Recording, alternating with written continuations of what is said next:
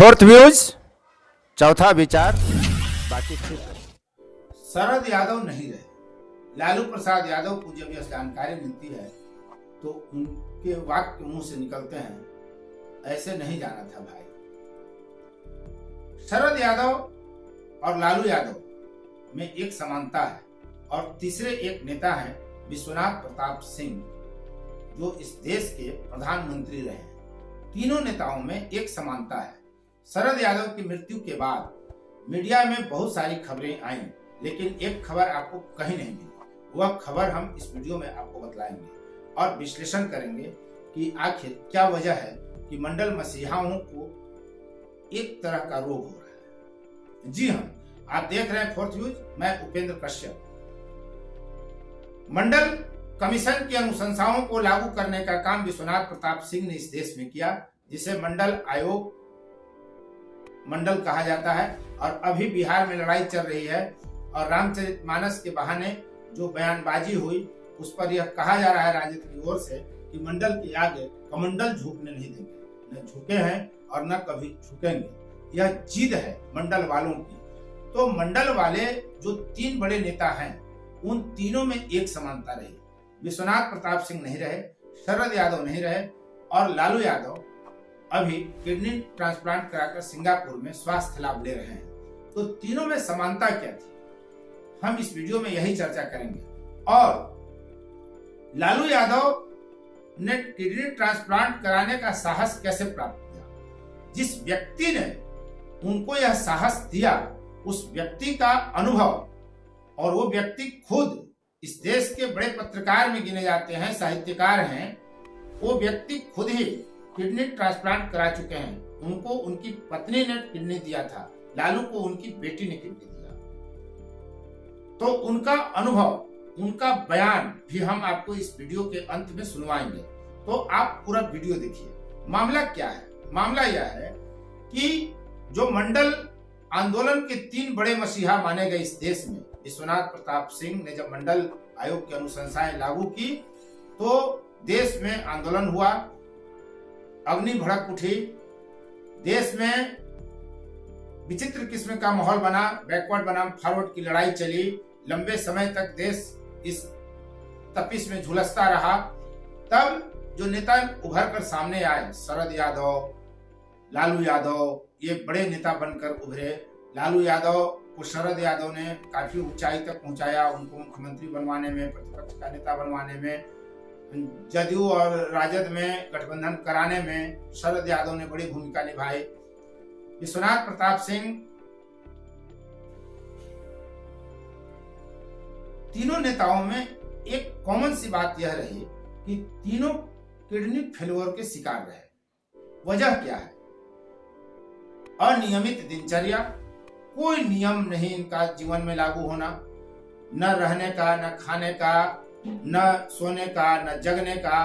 पूरी तरह अनियमित दिनचर्या इनकी रही, भाग दौड़ की जिंदगी रही। समाज में जो गैर बराबरी है उसको खत्म करके सबको बराबर बनाने की जो लड़ाई ये तीनों नेता लड़ते रहे, क्या इस कारण किडनी फेलियर इनका नहीं हुआ? तीनों में एक समानता तो यह है कि तीनों ने खुद को गरीबी दूर करने, गैर बराबरी दूर करने की लड़ाई में जो खुद को झोंक दिया, दिन रात उसमें लगे रहे, दिन रात आम लोगों की सेवा में, उनके विकास में, उनके उत्थान में जो ये लगे रहे, शरीर को गलाते रहे, तपते रहे। इस कारण शायद इनका किडनी फेलियर हुआ, ऐसा लोग मान रहे हैं। और तीनों की स्थिति देखिए कि विश्वनाथ प्रताप सिंह, जिनका जन्म 25 जून 1931 को हुआ और 27 नवंबर 2008 को उनका निधन हुआ 77 वर्ष की उम्र में, वे 14 वर्ष तक, अपने जीवन के अंतिम 14 वर्ष तक डायलिसिस झेलते रहे, डायलिसिस लेते रहे। बीमार रहते हुए वो बिहार में पूर्व राज्यसभा सदस्य अली अनवर की एक किताब थी, मसावत की जंग, यानी बराबरी का संघर्ष, अगर उसका हिंदी करें मसावत का की जंग का, तो उसके लोकार्पण में वे आए। यानी डायलिसिस लेते हुए वो बिहार आते हैं। ये इन लोगों का तपने का प्रमाण है कि कितना ये लोग तपे हैं, खुद को कैसे आग में झोंक दिया था लोगों ने मंडल आंदोलन को लेकर के। मंडलवात को लेकर के। तो विश्वनाथ प्रताप सिंह की मृत्यु किडनी फेल्योर के कारण हुई और वे किडनी ट्रांसप्लांट नहीं करा सके, क्योंकि तब देश में किडनी ट्रांसप्लांट की कोई व्यवस्था नहीं थी। हद यह कि डायलिसिस की भी बड़ी सुविधा, बेहतर सुविधा उपलब्ध नहीं थी इस देश में। इस कारण विश्वनाथ प्रताप सिंह को इसकी सुविधा नहीं मिल सकी और वे चले गए। अब बात करते हैं हम शरद यादव की। शरद यादव का भी किडनी ट्रांसप्लांट नहीं हो सका। वे इस विचार में पड़े रहे कि बदलवाएं कि नहीं बदलवाएं, डायलिसिस पर रहे। जब वे संजीव चंदन स्त्री काल के संपादक हैं और मंडल के समर्थक पत्रकार माने जाते हैं, वे लालू यादव, विश्वनाथ प्रताप सिंह, शरद यादव सबके करीब रहे। उन्होंने भी शरद यादव को प्रोत्साहित किया। शरद यादव में ये विश्वास जमाया कि जब वे ठीक हो सकते हैं तो वे क्यों नहीं। लालू यादव भी इससे प्रेरित हुए और वे किडनी ट्रांसप्लांट कराने के लिए तैयार हुए और उन्होंने कराया। लेकिन शरद यादव अभी विचार ही कर रहे थे कि इस धरती को छोड़कर चले गए। तो शरद यादव के बारे में इस तरह की जानकारी आपको और किसी प्लेटफॉर्म पर शायद नहीं मिली होगी जैसा कि यहाँ आपको मिला। तो शरद यादव का जन्म 1 जुलाई 1947 को हुआ था और 12 जनवरी 2023 को उनका निधन हुआ 76 वर्ष की उम्र में। उनका भी किडनी फेल हो गया था, वे डायलिसिस पर रहे। लालू प्रसाद यादव को डायलिसिस की जरूरत नहीं पड़ी, उनको किडनी मिल गई। बेटी रोहिणी आचार्य ने किडनी दिया और उनका किडनी ट्रांसप्लांट हो गया और अब वे सिंगापुर में स्वास्थ्य लाभ ले रहे हैं। आमतौर पर माना यह जाता है कि जो किडनी डोनर होता है, यह वैश्विक आंकड़ा है कि जो किडनी दान करता है उसकी दिनचर्या में इतना बड़ा बदलाव आ जाता है कि उसकी उम्र पर प्रभाव पड़ता है और किडनी दान करने वाले की उम्र आमतौर पे 4 से 5 वर्ष बढ़ जाती है, क्योंकि उनकी दिनचर्या बड़ी संयमित होती है, बड़ी नियमित हो जाती है। तो लगभग 40 वर्ष की उम्र में रोहिणी आचार्य ने उनको किडनी दिया। लालू यादव वहां हैं और लालू यादव और संजीव चंदन में एक समानता यह भी है कि जब लालू यादव का किडनी ट्रांसप्लांट हो गया, बेहोश में आए, तो सबसे पहले पूछा उन्होंने कि रोहिणी कैसी है। ऐसा ही सवाल संजीव चंदन की जुबान से निकला था, मनीषा कैसी है, यानी उनकी पत्नी जिन्होंने उनको किडनी डोनेट किया था। तो इस वीडियो में अब हम आपको दिखलाते हैं कि संजीव चंदन क्या कहते हैं। नमस्कार। सामाजिक न्याय के एक बड़े पुरोधा शरद यादव 75 साल की उम्र में अलविदा कह गए। शरद यादव उन नेताओं में रहे हैं जिनके कारण देश में राजनीतिक तौर पर और सामाजिक तौर पर बड़े बदलाव आए। 5 दशक तक शरद यादव की सक्रियता ने देश में और सामाजिक न्याय के क्षेत्र में, खास करके सामाजिक न्याय के जो आंदोलन रहे हैं, जो बराबरी के आंदोलन रहे हैं, उसमें एक बड़ी भूमिका उनकी उपस्थिति ने, उनकी सक्रियता ने निभाई है। काफी दिनों से वे बीमार थे, लगभग 2 सालों से, और खास करके किडनी की बीमारी थी उन्हें, डायलिसिस पे थे, उनकी दोनों किडनी फेल हो चुकी थी।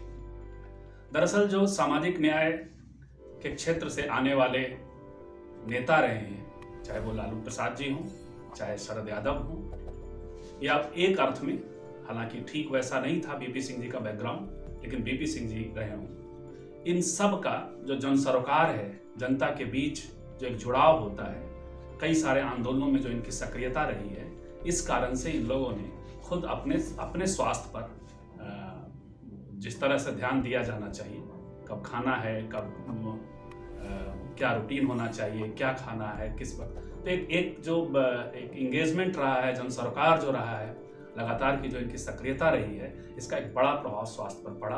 और ये तीनों ही जो सामाजिक न्याय के जो बड़े मसीहा रहे, बीपी सिंह जी, शरद यादव और लालू प्रसाद, ये तीनों ही किडनी की बीमारी से ग्रस्त रहे। और लालू प्रसाद जी, बड़ी अच्छी बात है कि लालू प्रसाद जी की किडनी का ट्रांसप्लांट हुआ है, उनकी बेटी रोहिणी ने उन्हें किडनी दी है।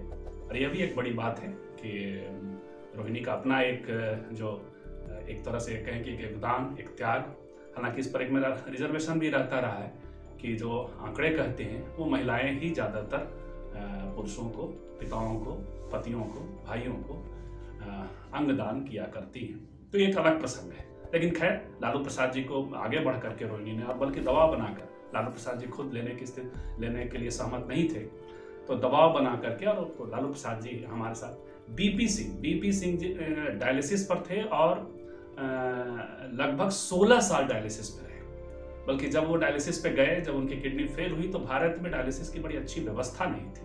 कुछ व्यवस्थाएं तो बीपी सिंह जी के द्वारा हुई। एक बार उन्होंने अटल बिहारी वाजपेयी को फ़ोन किया, वो अपोलो में थे, उनका डायलिसिस होता था, और वहाँ खास करके जो पानी, संशोधित पानी का इस्तेमाल डायलिसिस के लिए होता है, उसकी व्यवस्था नहीं थी। तो उन्होंने फ़ोन किया और कहा कि यदि व्यवस्था नहीं हुई भारत में तो मैं अगले दिन अनशन पे बैठ रहा हूँ। तो अटल जी ने कहा कि आप हाथ जोड़ रहे हैं, आप ये मत करिए, और व्यवस्था होगी। और फिर उस दूसरे दिन उसकी व्यवस्था हुई अगले डायलिसिस पर। तो बीपी सिंह जी भी किडनी की बीमारी से गए, और शरद यादव, कई सारी बीमारियां थीं, लेकिन जो खास करके किडनी फेलियर के कारण 12 की रात में उनकी मौत हुई, उनका निधन हुआ।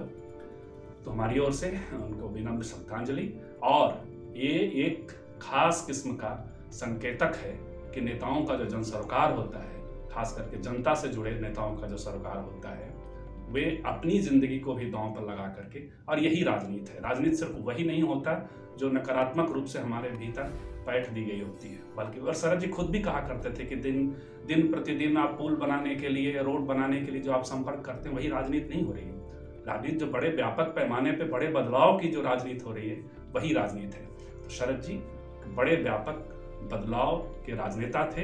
इसके अलावा जो वर्चस्वशाली जमातें हैं, वो अपने किस्म से जो प्रभावित करती हैं बदलावों को, उसके खिलाफ हमेशा मुखर भी रहे। नमस्कार। उम्मीद करता हूं कि यह वीडियो आपको पसंद आया होगा। अब तक इस वीडियो में बने रहने के लिए आपको बहुत बहुत धन्यवाद। यदि अब तक आपने इस चैनल को सब्सक्राइब नहीं किया है तो चैनल को सब्सक्राइब कर लें, शेयर, लाइक, कमेंट जरूर करें, और हाँ, बेल आइकन और नोटिफिकेशन वाली घंटी दबाएं ताकि आपकी पसंद का वीडियो आप तक पहुंचे। और सबसे अलग हटकर YouTube चैनलों की भरमार है, भीड़ है, उसमें सबसे अलग बनाने और आपको कुछ अलग दिखाने की निरंतर कोशिश जारी रहेगी आने वाले दिनों में भी। तो धन्यवाद।